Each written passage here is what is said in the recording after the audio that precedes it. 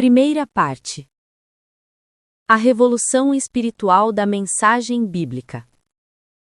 Capítulo 1. A Bíblia, sua mensagem e suas influências sobre o pensamento ocidental. 1.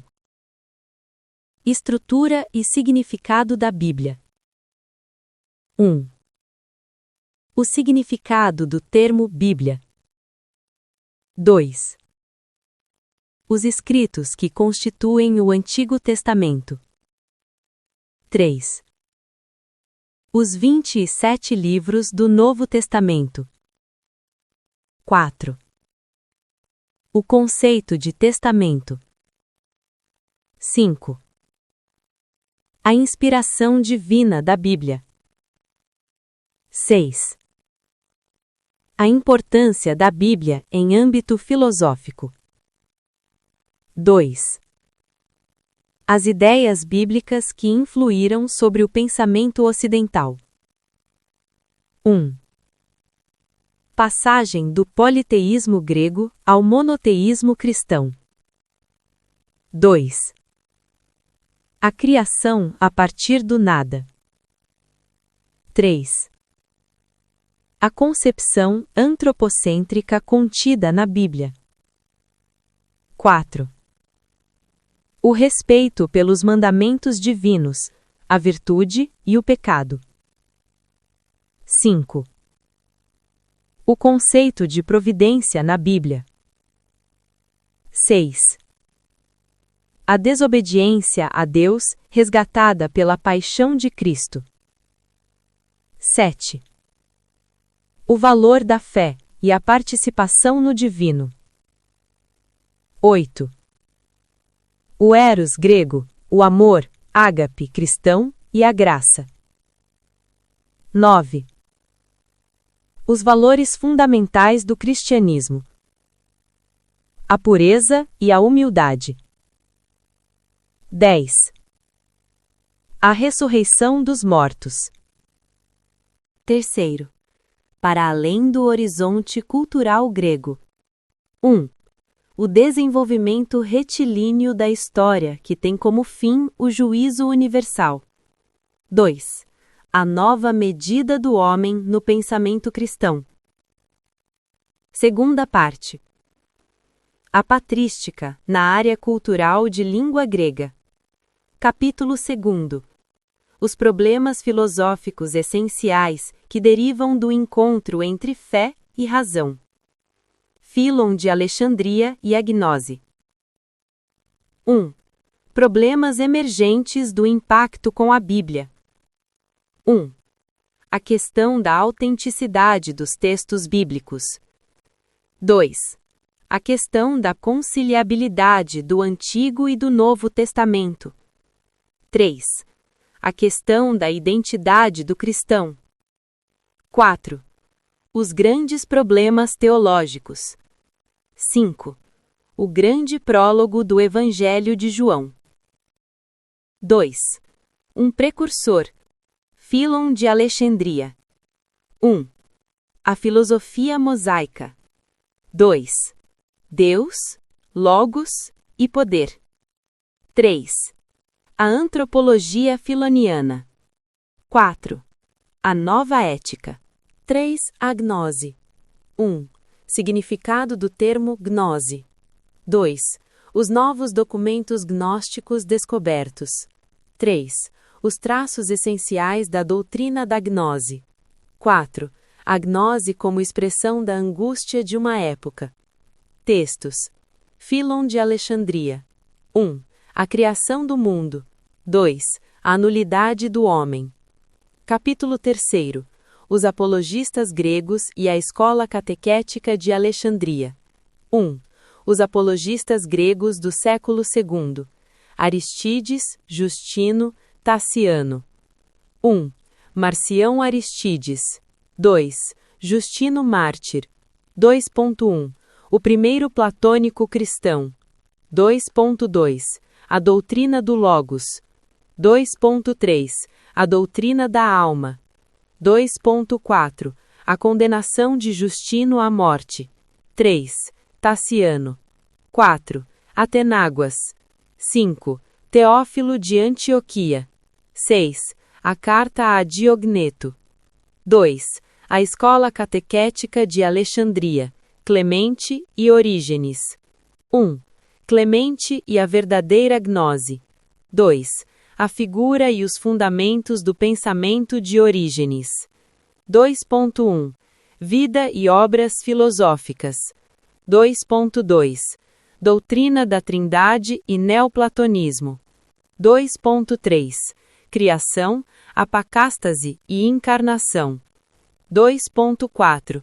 Importância de Orígenes. Textos. Justino Mártir. 1. O itinerário filosófico de Justino. 2. O Logos é Cristo. Carta a Diogneto. 3. Os cristãos são a alma do mundo. Clemente. Clemente de Alexandria. 4. A concepção platônica de Deus. 5. A beleza espiritual. Orígenes. 6. Sabedoria grega e mensagem cristã. 7. A apocástase. Capítulo 4. Os três luminares da Capadócia e as grandes figuras do pseudo-Dionísio Areopagita, Máximo o Confessor e João Damasceno. 1. A Era Áurea da Patrística e o Concílio de Nicéia. 1. O Edito de Milão e as disputas teológicas. 2.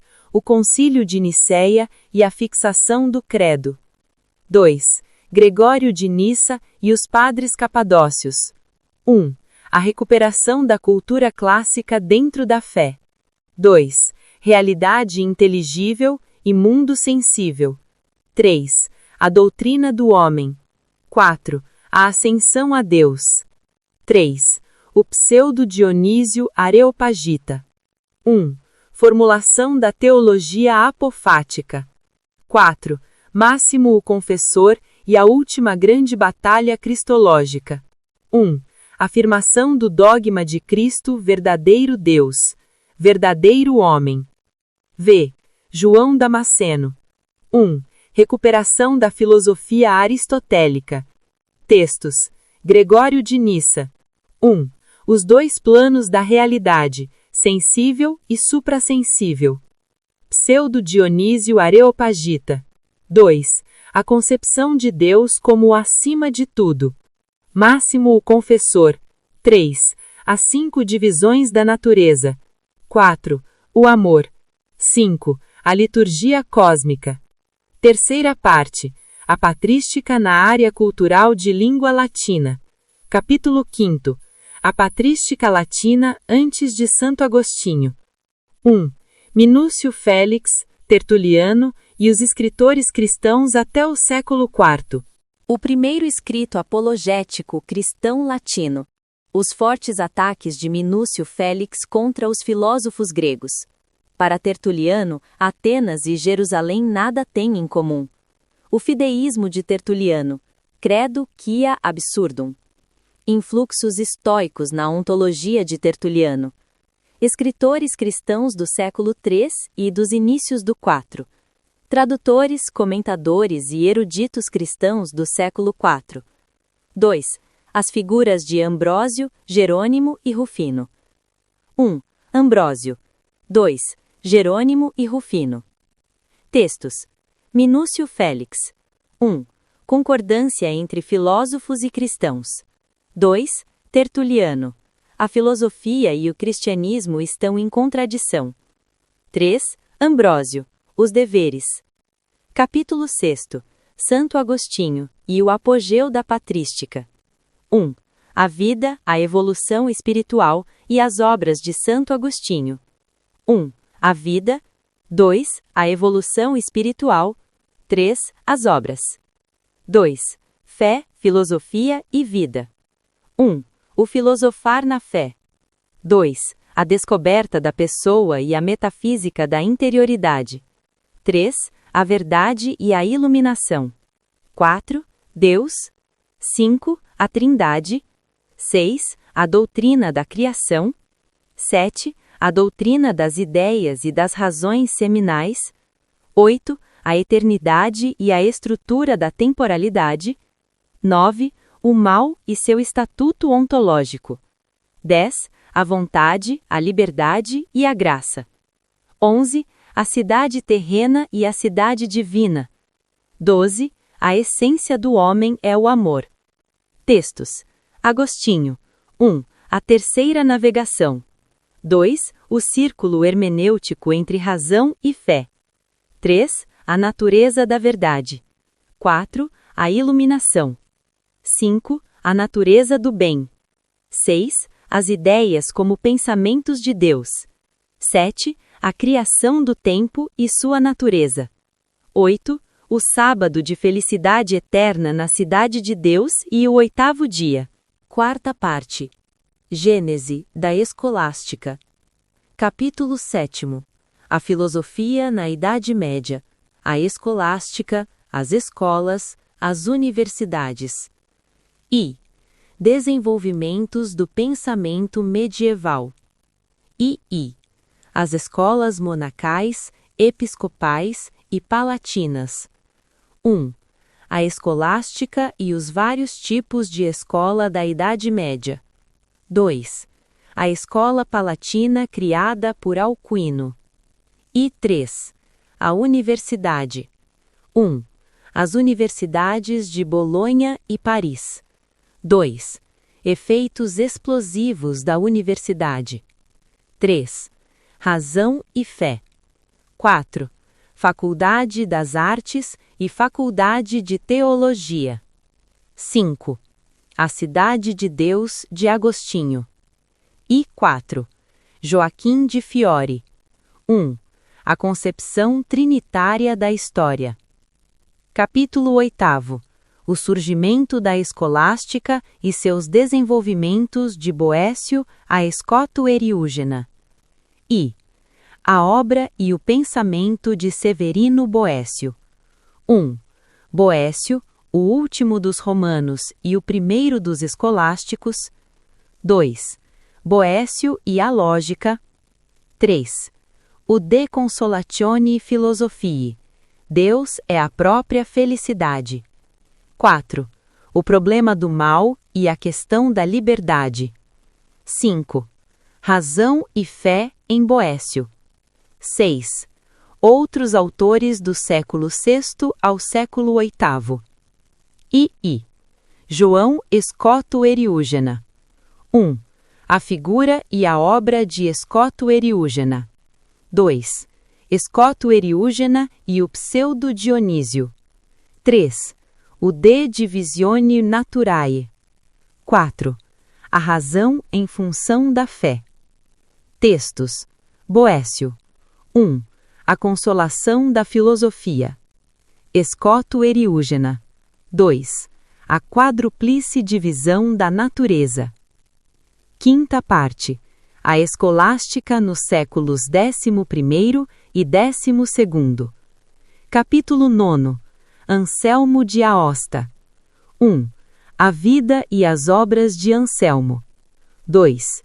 Centralidade do problema de Deus em Anselmo. 3. As provas a posteriori da existência de Deus.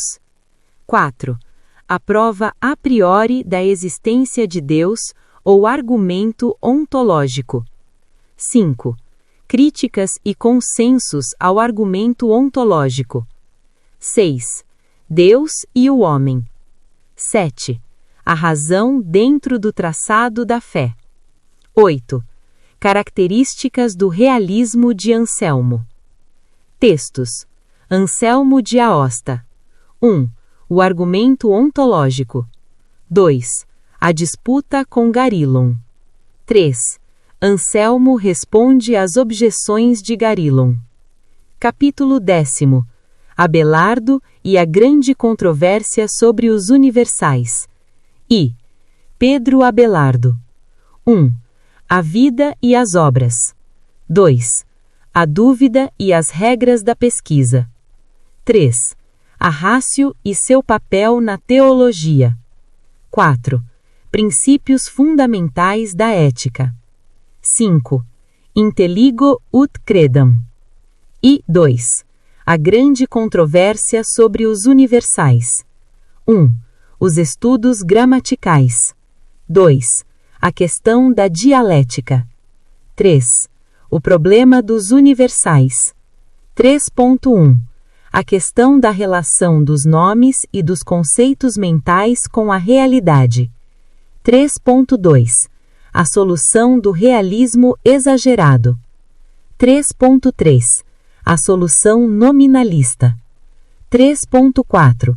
A solução moderada de Abelardo, o universal como sermo extraído da ratio sobre a base do status comum dos indivíduos. 3.5. Implicações lógicas e metafísicas da posição conceitualista de Abelardo. 3.6. A posição do realismo moderado que será assumida por Santo Tomás e se imporá como clássica. 3.7. Quadro sinótico geral do problema dos universais e das suas soluções. Textos. Abelardo. 1. Confissões autobiográficas. 2. A lógica a serviço da teologia. Porfírio. 3. A questão dos universais.